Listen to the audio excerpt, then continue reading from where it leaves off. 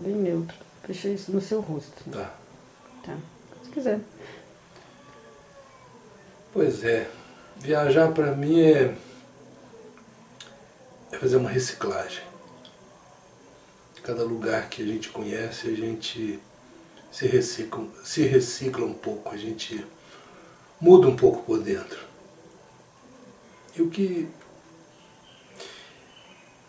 é interessante de caso para contar é que toda vez que eu viajo, geralmente 90% com a Ivana, a gente vai com outro leva uma pessoa, um personagem a tirar cola, é o Kim. Kim é um matuto, um homem da roça que é capaz de ter uma visão absolutamente anticultural e materialista sobre qualquer coisa, a ponto dele olhar para a Torre Eiffel e ficar pensando o que ele não vai fazer com aquele tanto de ferro, quantos mourões ele não vai dar conta de cercar a propriedade dele com aquele tanto de ferro que está ali. É um personagem que não entende quase nada do que está acontecendo, então torna-se divertido. A gente se diverte muito em viagens com esse Kim, esse personagem. Acho que é isso. Você quer compartilhar algum caos? Pois é, o caos seria o Kim. O Kim é um caos. É um contador de caos. Todas as viagens que a gente faz, ele está sempre presente. Tem casos, tem milhares, né? Quando a gente foi para Machu Picchu, a gente passou por um lugar que a gente achou que era tranquilo, seguro, e que era na cordilheira, e a gente foi por indicação de pessoas do local, inclusive na rodoviária. A pessoa falou que era um lugar ótimo, que ele era daquela região, de Puccho. E fomos bater em Puccho, sem era nem beira, para depois ir para Cusco. Só que em Puccho não havia atração turística. Nós éramos as atrações turísticas de Puccho, porque era uma área dominada pelo narcotráfico, então era muito difícil aparecer alguém de fora. Então as pessoas olhavam para a gente na rua como quem... Os caras estão fazendo aqui, será que eles têm alguma coisa com algum dos chefões? O que eles estão fazendo? E a gente tranquilo, olhando, fotografando, como se fosse a coisa mais natural do mundo. E para sair de lá também foi um custo. Foi um custo porque só tinha um ônibus que ia que vinha de Lima e ninguém sabia informar. Se vinha, quando vinha, como é que era a situação. Mas foi uma aventura muito interessante. Passamos bem pelo narcotráfico. Acho que é isso. Ok, obrigada, Lupe. Quando você quiser, então. Para mim, viajar é mergulhar no desconhecido, é viver intensamente, é não saber o que vai acontecer. Nossas viagens nunca foram com muito dinheiro, mas foram com muita qualidade. Nós sempre ficamos em hotéis baratos, em pousadas, em albergues da juventude, e já corremos aí a América do Sul, Europa, já fomos até a Turquia, eu fui até a Índia, enfim, é a gente se conhecer, né? Mergulhar na gente mesmo, enfrentar coisas diferentes, conhecer pessoas, porque todas as pessoas são diferentes, todas as pessoas são extremamente necessárias quando a gente está viajando, a gente pode precisar delas. Nós viajamos muito, apesar de sermos artistas, nós viajamos muito atrás de natureza bonita, intocada, e teve uma época que nós andamos viajando aí pelo Brasil, por unidades de conservação, fotografando, e depois eu fazia desenhos daquelas espécies, tanto vegetais como animais, e a gente depois retornava ao lugar, fazia exposições, até vendia, né? Então foram coisas maravilhosas. Até hoje a gente anda atrás de unidades de conservação ou de lugares onde tem paisagens bonitas, paisagens quase intocadas, né? Tem um caso muito interessante que a gente também faz mergulho, já tem muitos anos, e foi quando nós mergulhamos com as baleias. Estávamos em Abrolhos e fomos fazer uma baleada, né, com o pessoal do projeto Baleia Jubarte, e vimos 20 baleias num só dia. Elas estavam acasalando e reproduzindo, elas vêm nessa época de julho a novembro para Abrolhos para poder acasalar e depois ter os filhotes. E uma daquelas ocasiões, num daqueles dias, a Márcia Engel, que era que dirigia o projeto Baleia Jubarte, eu vi que 3 baleias se aproximaram e ela colocou a máscara e o pé de pato, né? Eu falei, mas você vai descer? Ela disse, sim, agora que elas nos viram, a gente pode mergulhar. Então eu falei assim, eu posso também? Ela falou, pode. Eu lembro que eu só deu tempo de colocar um pé de pato, uma nadadeira, e nós duas mergulhamos. E foi uma das coisas mais inesquecíveis da minha vida, porque vieram 2 baleias de lado e uma por baixo, curiosas com aquelas espécies que estavam ali dentro da água, querendo vê-las de perto, e nós nos olhamos nos olhos. Nós, os seres humanos, e elas, aqueles olhos grandes, bonitos, e depois elas lentamente foram embora. O Luciano ficou muito chateado, porque na hora que ele também ia mergulhar, a Márcia falou assim, fotografa! E as baleias são identificadas pela cauda. Cada uma tem o seu desenho único, né, como espécie, então é como se fosse a impressão digital. E a Márcia precisava daquele registro. Então o Lu não pôde mergulhar naquele dia com as baleias. Você não teve medo? Claro que tive. Mas o fascínio venceu o medo.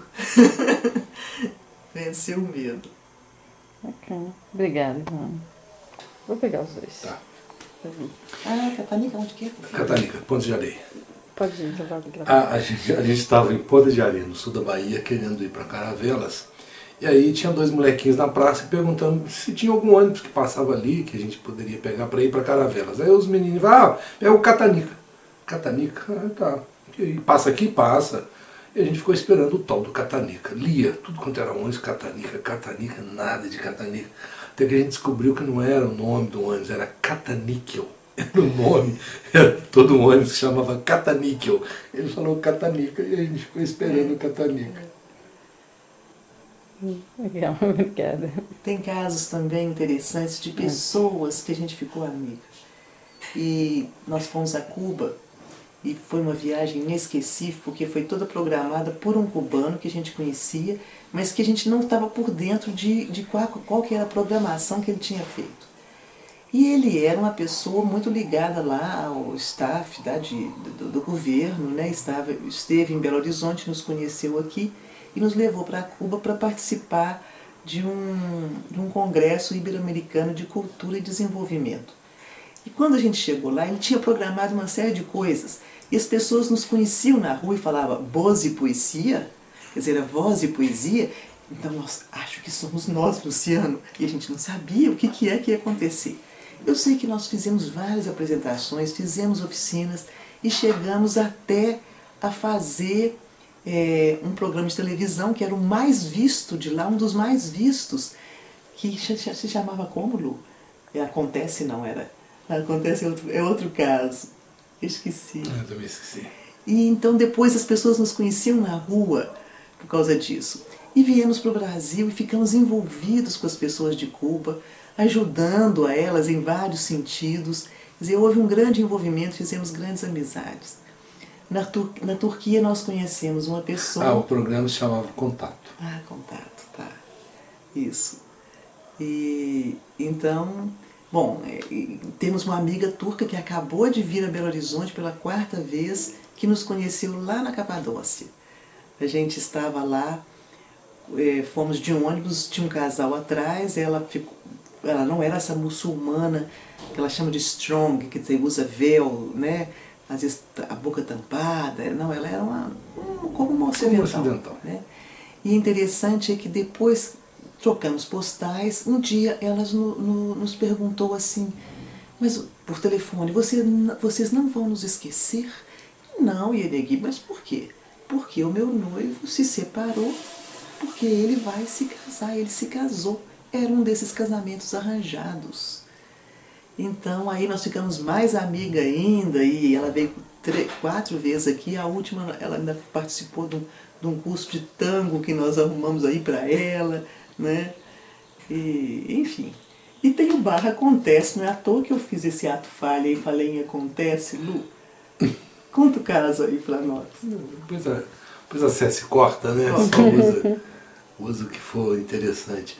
A gente fez um contato com um empresário em Portugal para apresentar o Cartas Poéticas. Na época não tinha o Evaldo, era só eu e a Ivana. A Ivana cantava a capela. E explicamos bem para ele que não podia ser em lugar muito barulhento, não podia ser em bar, restaurante e tal. Ele falou, não tem problema, a gente vai ajeitar aqui. Em primeiro lugar, a gente levou na época um pessoal do Vórtice, grupo de dança de Uberlândia, para participar também, ter uma participação na apresentação. E o primeiro lugar que eles arrumaram foi tal do Acontece Bar. Era um lugar que só tinha gente jovem, muita música alta, tinha sinuca, o diabo. Eu falei, socorro, o que eu vou fazer aqui? Falar poesia, né?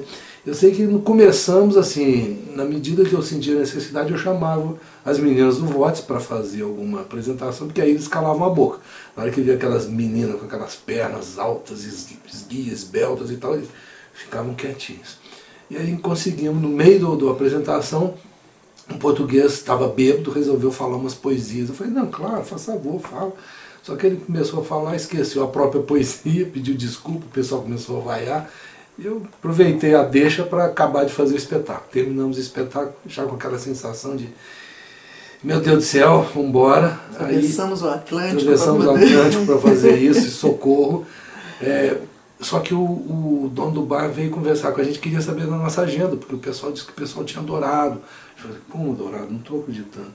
Aí fomos lá para dentro conversar com o pessoal. O tal do custódio que tinha falado da poesia veio conversar comigo e veio assim, mestre, me escuta, como é que eu faço? Começou a fazer uma série de perguntas, a gente teve uma conversa lá qualquer, conversa com bêbado, que eu não lembro mais o que foi. Eu sei que era uma cidade pequena, Barcelos, assim, norte de Portugal. E aí, um outro dia a gente estava na rua, passeando e tal, e o custódio do outro lado da rua, já naturalmente sóbrio, virou mestre, gritou mestre. Eu falei, ô custódio, tudo bem? Ele parou e olhou assim, tu sabes o meu nome? Ele estava bêbado naturalmente, né? Ficou achando que eu era realmente um mestre, um guru qualquer. Então são situações assim de trabalho também muito interessantes. Teve também o Friendship Force. Nossa senhora, não vai ter fita. Você tem fita aí suficiente? Friendship Force é a força da amizade. É uma organização que existe há mais de 20 anos, que tem a sua sede lá em Atlanta e tem grupos no mundo inteiro, e tem aqui em Belo Horizonte um grupo também muito ativo, né? Então eles viajam, a gente viaja em grupo e recebe pessoas em grupo, nem sempre as pessoas que a gente conheceu numa viagem. Nós fizemos apenas uma viagem, que foi para Ilhas Jersey e França, sul da França. E foi uma viagem inesquecível, porque a gente era papagaiado o tempo todo. A gente não tinha medo de nada, porque tinha o suporte de todo mundo, tinha festa todos os dias. A gente já andava, no final de contas, sem dinheiro na bolsa, porque eles pagavam tudo, e dormia nos carros, nas viagens, assim, sentindo como se fôssemos bebês ou uns adolescentes, né? Então foi inesquecível. A gente ainda vai fazer muitas viagens pelo Friendship. Mas eu achei que você ia contar do Friendship, que foi nas Ilhas Jersey. Pode contar. Nas Ilhas Jersey nós ficamos na casa de um casal, eles não são ingleses, mas eles fazem parte do Reino Unido. Mas tem aquela mesma fleuma britânica, aquele jeito, né? E tem um caso que eles compraram um barco, a gente doido para passear de barco, esperando um convite, claro, um dia. Aí um dia eles falam, hoje nós vamos fazer um piquenique no barco. Aí eu e Ivana, como dois adolescentes, duas crianças, vamos correndo, trocar de roupa, botar biquíni, botar calção e vamos pro barco fazer piquenique, achando que seria aquela coisa. Aí fomos pro barco, o cais maravilhoso e tal. Um barco dele, ele apresentou o barco dele, nós entramos no barco, ele abriu uma mesa, montou lá as coisas do piquenique, vinho, queijo, tudo muito bacana, muito chique. Cálices. Tudo muito bacana. Sentamos, bebemos, conversamos, comemos e fomos embora. O barco não ligou e nem saiu. Piquenique no barco, literalmente foi. Depois de uma outra vez a gente saiu contra o barco. Mas Eu acho que era por causa da maré, mas a gente não entendia bem totalmente o inglês, então tinha essas coisas, né? Ah, tem aquela história do elevador em Cuba, do cara... Essa é Isso é boa. legal. Primeira, a chegada em Cuba, nós ficamos num apartamento. Lá em Cuba em Havana só tem 2 grandes prédios, de 20 andares mais ou menos, e a gente ficou fomos para o prédio. A primeira coisa, saímos do aeroporto, já fomos direto para o prédio. Quando nós chegamos no prédio, pegamos o elevador, tinha uma ascensorista, e eu não lembro, mas era um andar alto, a gente tinha que ir para um andar alto.